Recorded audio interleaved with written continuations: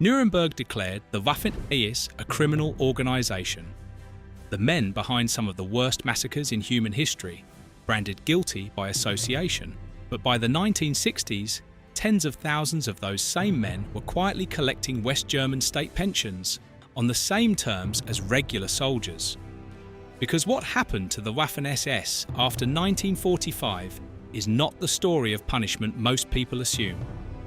It is the story of the most successful rehabilitation campaign in modern history, and it is still shaping extremism today. We are going to trace how this happened step by step, from the chaos of surrender, through the courtroom, into the Cold War backrooms where the real decisions were made. But to understand how they pulled it off, we need to start at the moment it all fell apart. 900,000 men with something to hide. May 1945, Germany surrenders, and roughly 900,000 Waffen-SS troops fall into Allied hands. But these are not men lining up to face justice. They are scrambling, tearing insignia off their uniforms with bare fingers, claiming they were regular Wehrmacht, blending into columns of refugees trudging west along bombed-out roads. Contemporary photographs show them shuffling into captivity in mismatched clothes, collar tabs ripped away, sleeves rolled to hide tattooed blood group markings that identified them as SS. They were trying to become invisible. The problem was enormous. Nearly 1 million men, drawn from 38 separate divisions, were now in Allied custody, and the system designed to process them was overwhelmed from the start. Allied intelligence reports from those first weeks describe captured Waffen-SS troops as fanatical Nazis requiring strict security measures. Guards separated them from regular Wehrmacht prisoners wherever possible, housing them behind extra layers of barbed wire. Some camps, built to hold a few thousand, were suddenly packed with tens of thousands of men sleeping in open fields. But the Allies were not just dealing with numbers. They were dealing with a deliberate strategy of concealment. Former Waffen-SS men coached each other on cover stories, memorized the unit designations of Wehrmacht divisions they had never served in, and destroyed any documentation that could link them to their real service records. Some succeeded. In the chaos of a collapsing country with millions of displaced people, it was remarkably easy to disappear into someone else's identity. And that is exactly what thousands of them did. The cracks in the system appeared almost immediately, and they would only get wider. The verdict that changed nothing. On October 1st, 1946, the International Military Tribunal at Nuremberg delivered one of the most sweeping legal judgments in history. It declared the entire SS, including the Waffen-SS, a criminal organisation. Not individual members on a case-by-case basis, the whole institution. The tribunal determined that the SS had been used for purposes which were criminal, and that membership alone could be grounds for prosecution. The logic was clear. Prosecutors argued there was no meaningful distinction between the so-called combat SS and the apparatus that ran the concentration camps. The same organisation, the same chain of command, the same oath of loyalty to Heinrich Himmler. On paper, this was total condemnation, a legal framework that could theoretically hold every one of those 900,000 men accountable. But paper and reality were about to diverge in ways that nobody at Nuremberg anticipated, because a verdict is only as strong as the system that enforces it, and the system was already buckling under its own weight. If you enjoy deep dives into the hidden aftermath of the Third Reich, subscribe and hit the bell so you do not miss our next upload. The system that couldn't hold. By late 1946, the Western Allies were sitting on hundreds of thousands of Waffen-SS prisoners in internment camps scattered across Germany, places like Neuengamme, Dachau, and Ludwigsburg. Though camps were overcrowded, expensive to maintain, and a logistical nightmare. But the deeper problem was simpler than logistics. The Allies did not have the resources to try them all. They did not even have the resources to properly screen them all. Local denazification tribunals were swamped with cases. Each one required paperwork, witness testimony, and a classification decision. And the men sitting across the table had rehearsed their answers. They were just following orders. They had been conscripted against their will. They never saw any atrocities. They were just soldiers doing routine military service, no different from any Wehrmacht infantryman. The practical math was brutal. You cannot imprison 1 million people in a country you are simultaneously trying to rebuild. Germany's economy was shattered. Its cities lay in ruins, and the occupation authorities needed those men, not as prisoners, but as workers, rebuilders, taxpayers. So the screenings got faster, the questions got shorter, the releases started flowing. By 1947 and 1948, denazification was being actively scaled back across the Western occupation zones.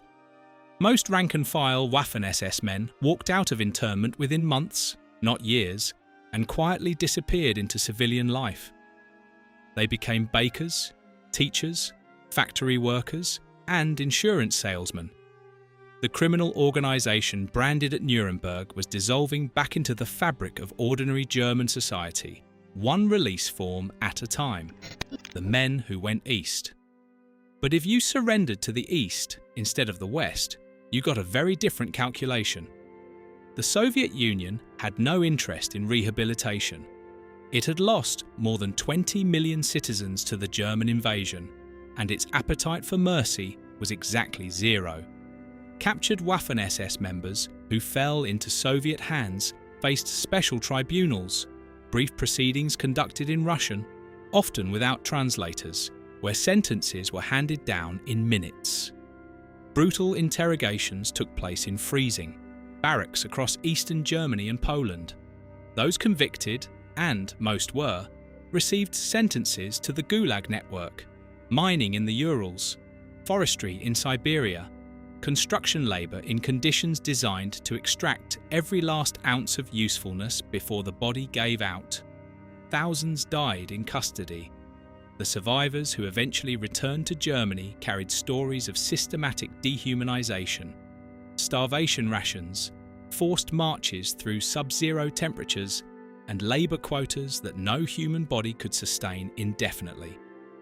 Repatriations of German prisoners of war, including former SS, did not finish until the mid-1950s, a full decade after surrender. The men who went east and the men who went west lived in parallel universes. One group returned to a country that was already forgetting their crimes.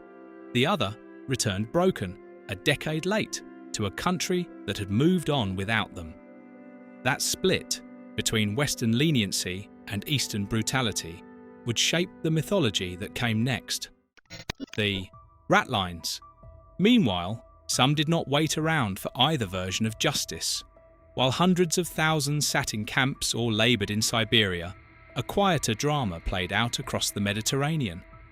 A network of clandestine escape routes, later called Ratlines, funneled Waffen-SS war criminals out of Europe entirely.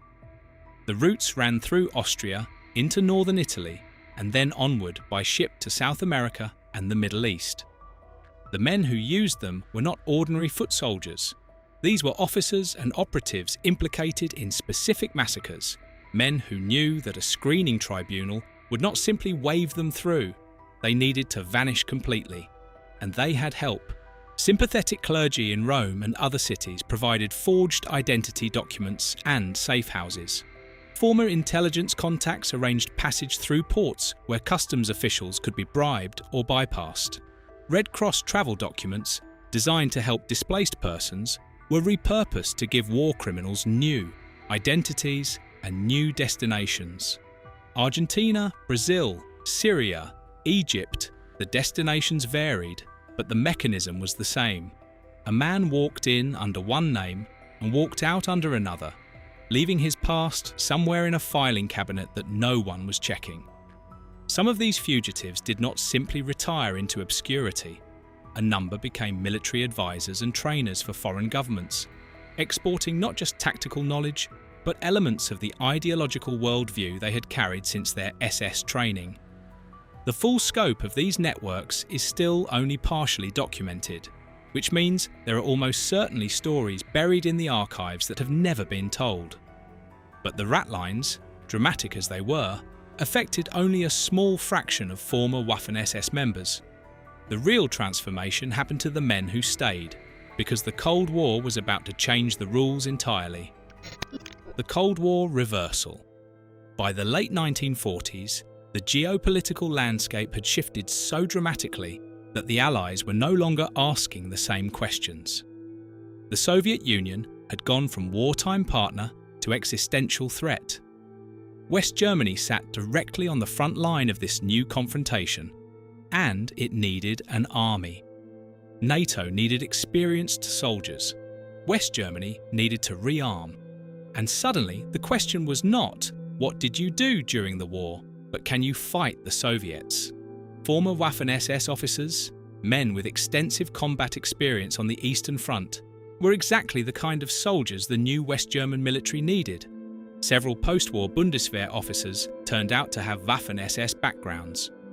Some had commanded battalions, others had served in divisions linked to documented atrocities.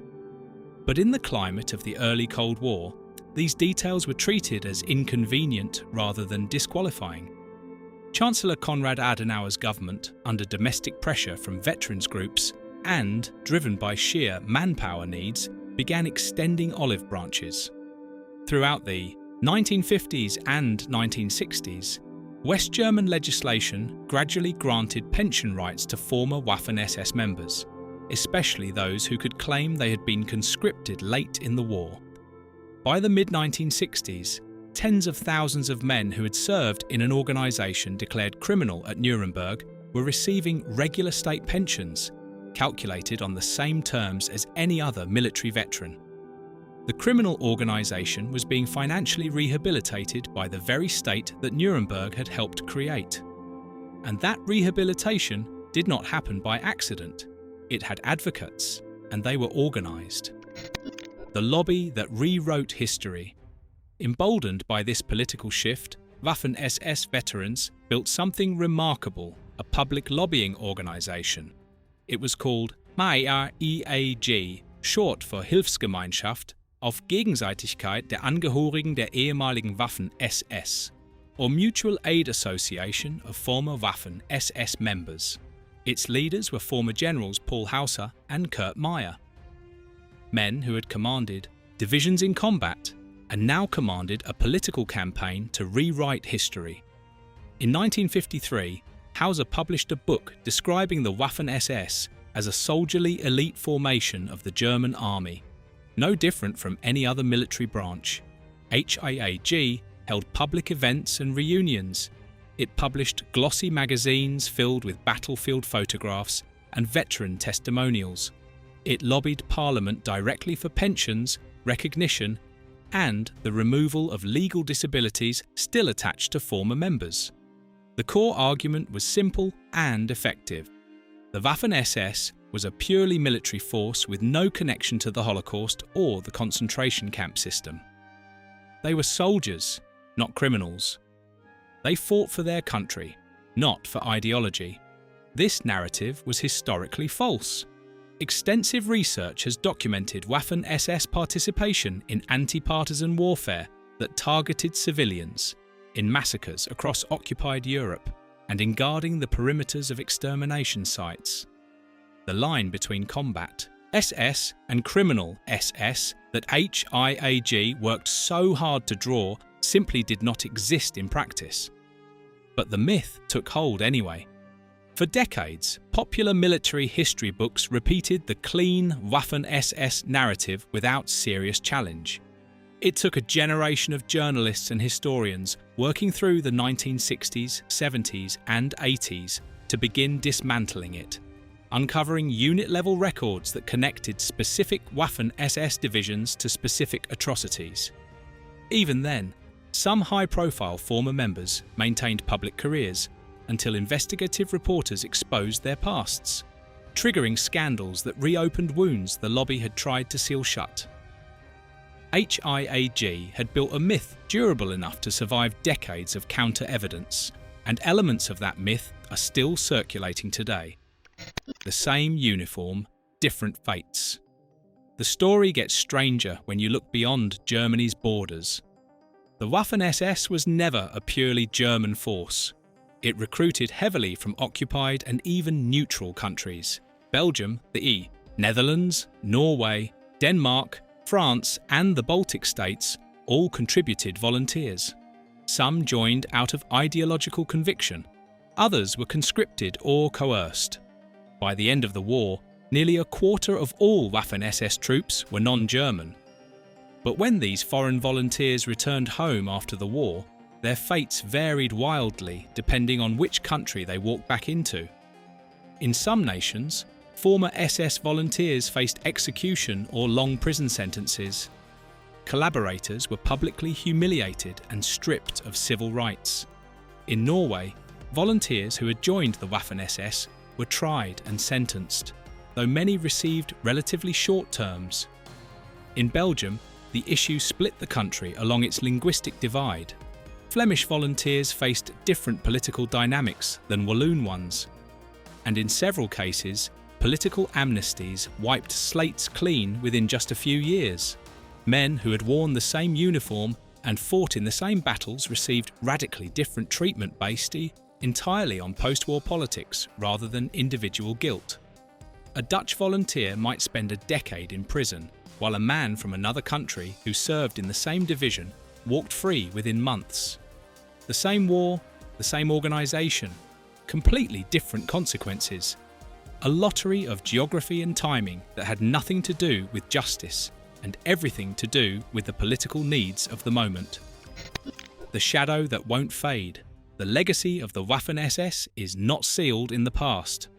Debates over SS symbols and commemorations continue today, particularly in parts of Eastern Europe and the Baltics, where the history of collaboration, resistance, and national identity remain tangled together in ways that resist simple narratives.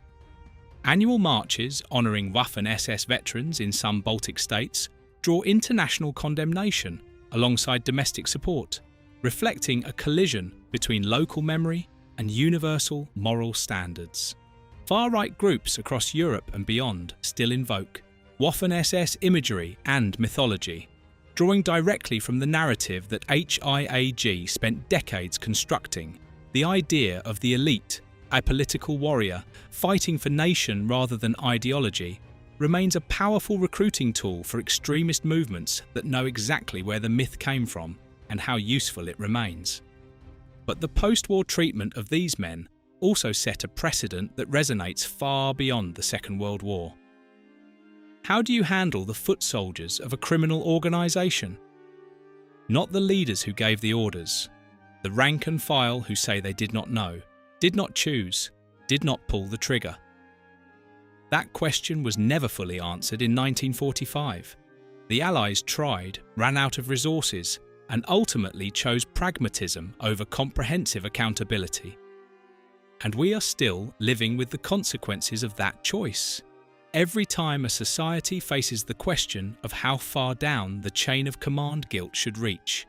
Nuremberg called them criminal, the Cold War called them useful, the lobby called them soldiers. Historians called them complicit.